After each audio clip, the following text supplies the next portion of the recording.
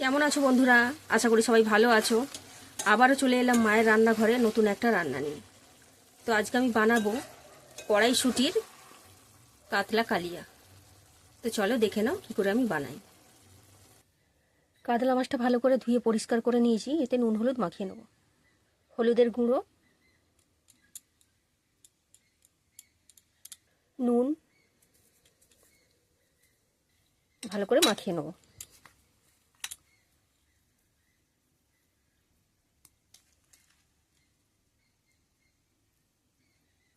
কড়া গরম হয়ে গেছে, দিয়ে দেবো সর্ষের তেল।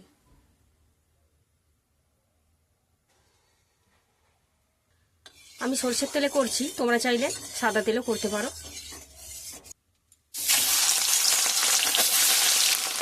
মাছগুলো লাল লাল করে ভেজে নেব।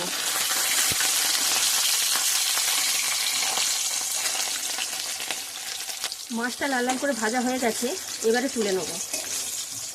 এইভাবে আরও সব মাছগুলো এইভাবে ভেজে নেব। ওই মাছ ভাজার তেলে আর একটু সর্ষের তেল দিয়ে দেবো।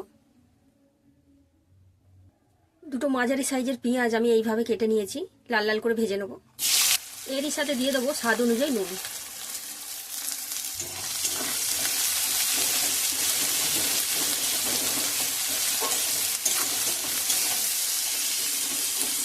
হলুদের গুঁড়ো, লঙ্কার গুঁড়ো, টমেটো কুচি, ছোটো চামচে 2 চামচে আদা রসুন গ্রেট করা, সামান্য পরিমাণ চিনি। এবার সামান্য একটু জল দিয়ে ভালো করে কষিয়ে নেব। বন্ধুরা তোমরা দেখতেই পাচ্ছ মশলা থেকে তেলটা ছেড়ে দিয়েছে, মানে আমার কষানো হয়ে গেছে। হাফ বাটির মতন কড়াইশুঁটি দিয়ে আরও 2-4 মিনিট কষিয়ে নেব।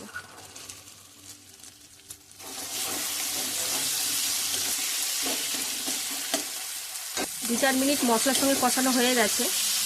এবারে দিয়ে দেবো পরিমাণ মতন জল।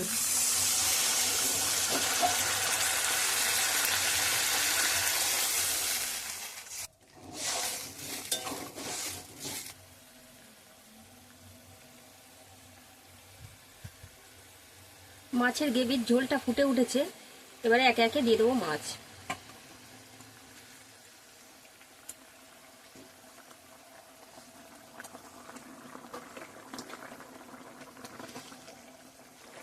এবারে চাপা দিয়ে 5 থেকে 10 মিনিট ধিমি আঁচে ভাপিয়ে নেব।